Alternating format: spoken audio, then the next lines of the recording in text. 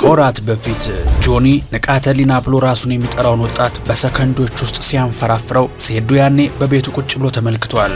ዛሬ ግን ተረኛው ሆኗል።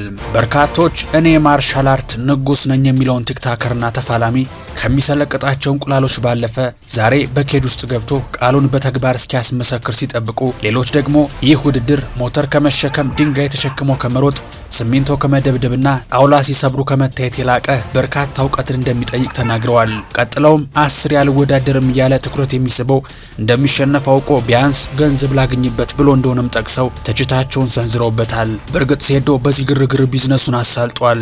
የህዝብ ትኩረት ስቦ ሚሊዮኖቹን አግኝቷል። ነገር ግን መልሶ ከሚሰነዝር አደገኛ ተጋጣሚ ጋር ፊት ለፊት በሚቆምበት ቅጽበት የማስታወቂያ መጋረጃው ተገፎና የቲክቶክ ድራማ አብቅቶ እውነተኛው የስፖርት ፍልሚያ ከደቂቃዎች በኋላ ይጀመራል። ሴዶ ግን ይናገራል አይደለም ጆኒም ብሏል። አንዴ ማን እንዳለ ድጋሚ እንስማው።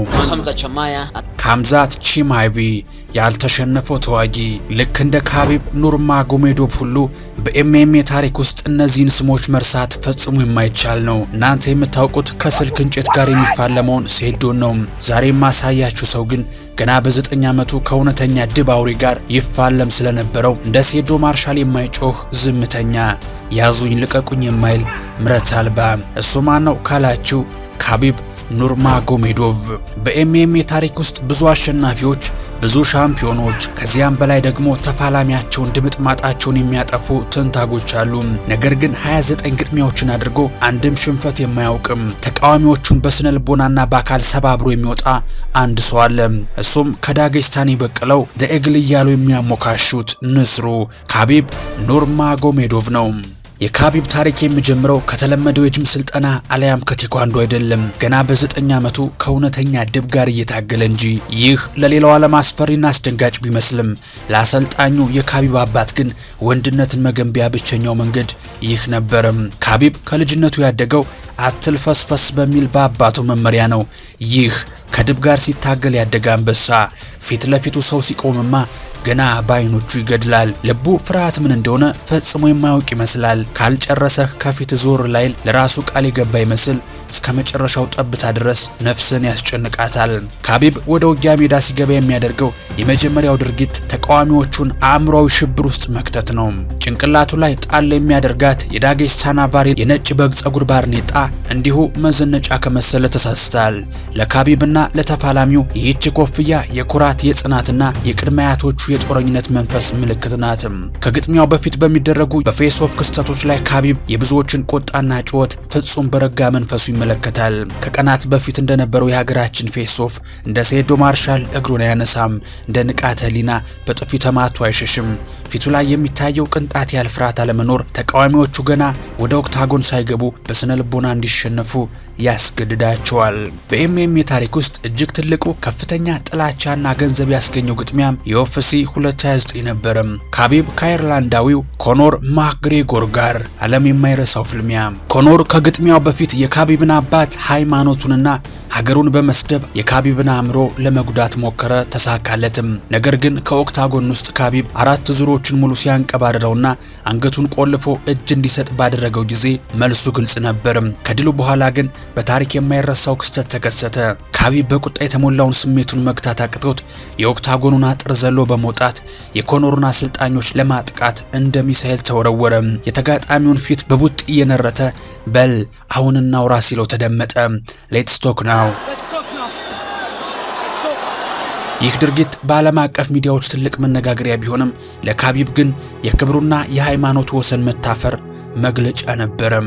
ለዚህም ነው ፌስ ኦፍ ላይ እንደ ልቡ የተናገረ በአንዲት በተዘጋጅ አጥር ውስጥ ከተፋላሚው ጋር ሲፋጠጥ ግን እንደ ልብ መፈንጨት ቀላል የማይሆነው። ዛሬ በእኛ ሀገር የሚካሄደውን የኢቲኤፍሲ የፋይት ምሽትን ተከትሎ ላለፉት ጥቂት ወራት ሶሻል ሚዲያውን በማናወጥና አነጋጋሪ በመሆን ሴዶ ማርሻል የተባለው ወጣት የማርኬቲንግ ስትራቴጂው በብዙዎች ዘንድ ሲደነቅ ነበር። በዚህም ወጣቱ ሆም ብሎ በሚፈጥራቸው ውዝግቦች በርካታ ማስታወቂያዎችን መስራት መቻሉም የማይካድ ሀቅ ሆኖ ሳለ በነ ካቢብ መንደር በዩኤፍሲ ታሪክ ግን ሙሉ በሙሉ ተቃራኒ የሆነ ዝምተኛው አውሬ የሚል ብራንድ ነው። ካቢብ ከውጊያ በፊት በሚደረጉ ፌስ ኦፍ ላይ ተቃዋሚዎቹን የሚያጠቃው በቃላት ሳይሆን በአይኖቹ ፍጹም መረጋጋት ሆነ። ሰውየው ዝም ብሎ ሲያፈጥብህ አንዳንድ አካላቶችህ በቅጡ መስራታቸውን ለማወቅ ትንሽ መወራጨት የግድ ይልሃል። ኮኖር ማክግሬጎር በፕሬስ ኮንፈረንሱ ላይ የካቢብን አባት ሲሳደብ ውስኪ ወደ አፉ ሲገፋና ሲወራጭ ካቢብ አንድ ቃል ብቻ መለሰ። እሁድ ማታ ኬጅ ውስጥ እንነጋገራለን አለ። እሁድ ደረሰ፣ ኬጁም ተዘጋ። አሁን ውጊያው ተጀመረ። አንተ እውነትም አውሬ ነህ ብሎ እስኪያምን አፈር ከድሜ ያበላው ያሉት ከሚጠፋ እንዲሉ የለፈለፈች ምላስ ዋጋዋ በዝምተኛው አውሬ ተገመተላት። ያኔ በፌስ ኦፍ ላይ የተናገራትን አንድ ቃል እዛው ጠላቱን በቡጢ እየነረተ ሌትስ ቶክ ናው ሲል ተደመጠ።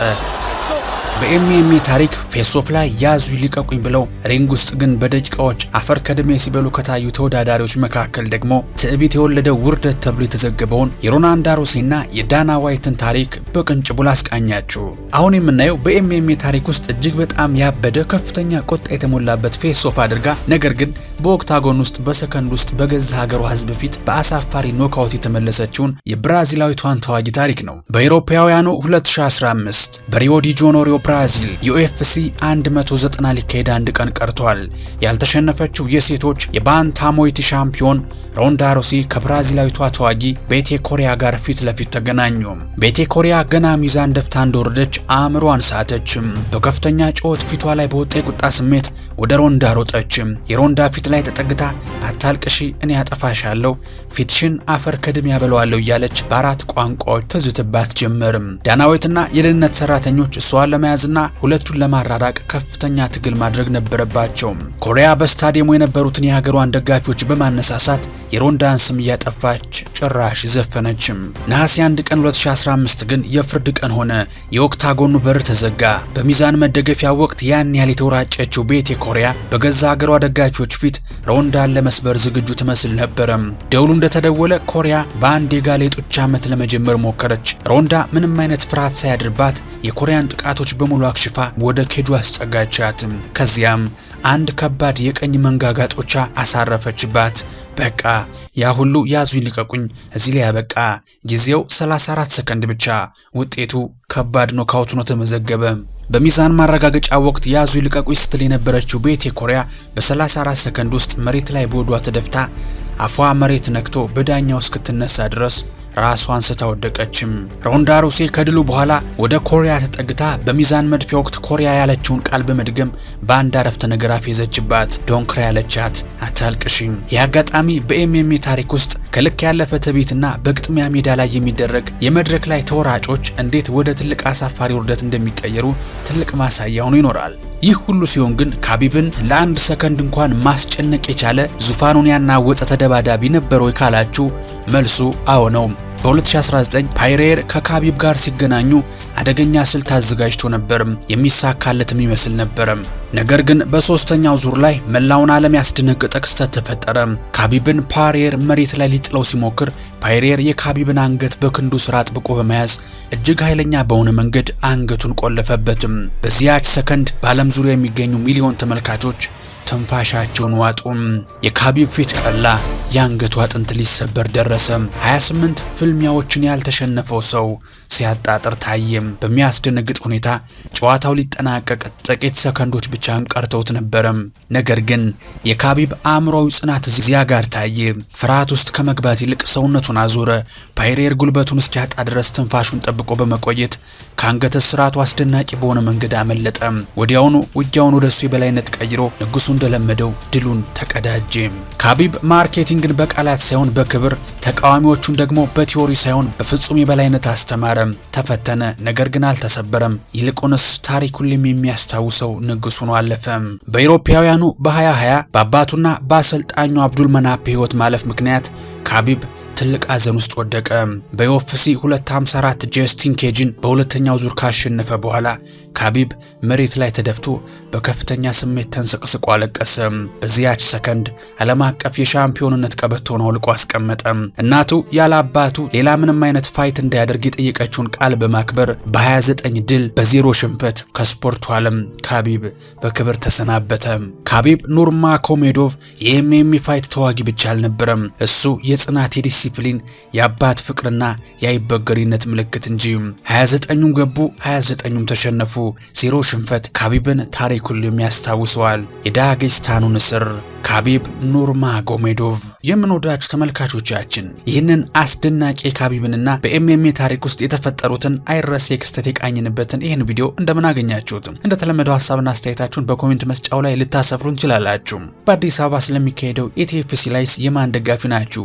ማን ቢያሸንፍ ደስታችሁ ነው? እሱንም እንግዲህ ግምትና ምኞታችሁንም ኮሜንት መስጫው ላይ ልታሰፍሩ እንችላላችሁ። ቪዲዮ ለበርካቶች ይደርስ ዘንድ ይህን ቪዲዮ ላይክ ማድረጋችሁ እንዳትረሱ። እንደዚህ ያሉ ወቅታዊና ትኩስ መረጃዎች፣ ማህበራዊና የመዝናኛ ዜናዎች ደግሞ በየጊዜው እንዲመጡላችሁ ኢትዮ ቱሪዝም ሰብስክራይብ በማድረግ ቤተሰብ እንድትሆኑ ይጋበዝኳችሁ። በቀጣይ በሌላ ጥንቅር እስከምንገናኝ ሰላማችሁ ብዝት ይበልልኝ። ቸር ቆዩልኝ።